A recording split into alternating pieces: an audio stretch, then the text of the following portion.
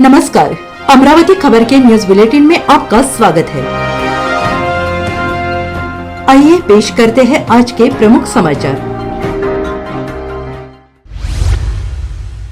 घर में जब बेटी का जन्म होता है तो अक्सर कहा जाता है कि लक्ष्मी आई है, लेकिन जब बात उस लक्ष्मी को उसके अधिकार देने की आती है तो लोग कई बार पीछे हटने लगते हैं। बेटियों के अधिकारों को लेकर समाज में अक्सर दोहरा मापदंड देखने को मिलता है। विशेष रूप से संपत्ति के अधिकारों की बात करें तो बेटियों को उनके हक से वंचित कर दिया जाता है।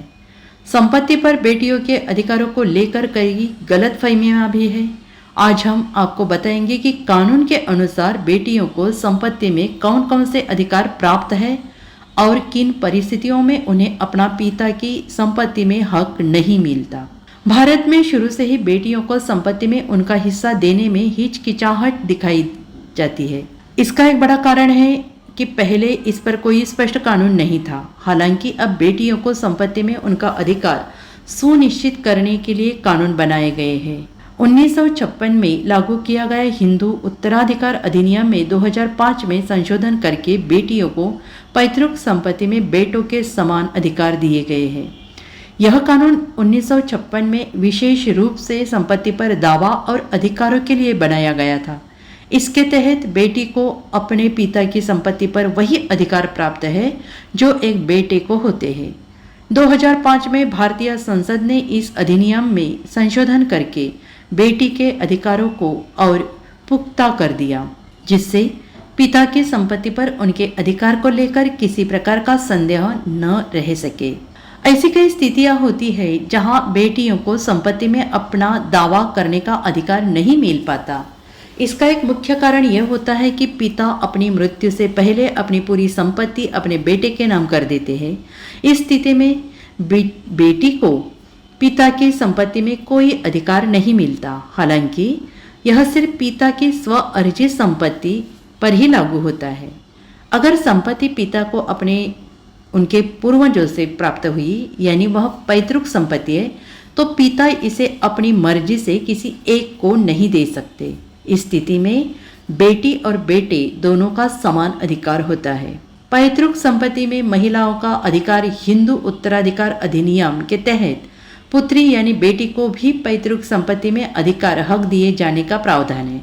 वहीं मुस्लिम पर्सनल लॉ में भी पुत्री और परिवार की अन्य महिलाओं को पैतृक संपत्ति पर हक का प्रावधान है। हिंदू उत्तराधिकार में भी महिलाओं को संपत्ति पर अधिकार का प्रावधान था, किंतु वह पति और उनके पति के पैतृक संपत्ति पर था। किंतु वर्तमान में यह अधिकार पिता के संपत्ति पर भी प्राप्त है। 9 सितंबर 2005 को हिंदू उत्तराधिकार अधिनियम 1956 की धारा 6 से संशोधन करते हुए बेटी को भी पिता के संपत्ति में समान अधिकार दिया गया है।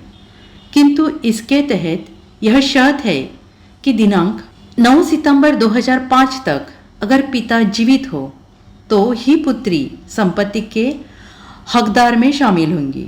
हाल ही में 11 अगस्त 2020 को विनीता शर्मा बनाम राकेश शर्मा 2020 SC 641 के फैसले के माननीय सर्वोच्च न्यायालय की 3 न्यायाधीशों की पीठ द्वारा पारित के एक ऐतिहासिक फैसले में कहा गया कि बेटी जन्म से ही सहदायिक यानी पैतृक संपत्ति में हकदार होती है और संशोधन की तिथि पर पिता जीवित है या नहीं यह अप्रासंगिक है।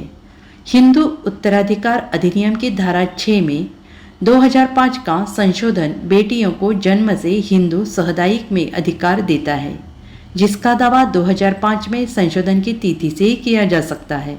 गौरतलब ये है कि एक सहदायिक के रूप में बेटी के अधिकारों के सवाल पर एक प्रगतिशील कानून है और कुछ विशिष्ट कारणों के साथ विशेष रूप से किन मामलों में उन अधिकारों को सफलतापूर्वक दावा किया जा सकता है यह भी निर्भर करता है। यह जानकारी Avneesh Pandey, practitioner, high court Lucknow और LLM छात्र के KMCU लखनऊ ने प्रभात खबर से बातचीत के दौरान साझा की। अमरावती खबर इस YouTube चैनल को लाइक करें, सब्सक्राइब करें तथा शेयर करें।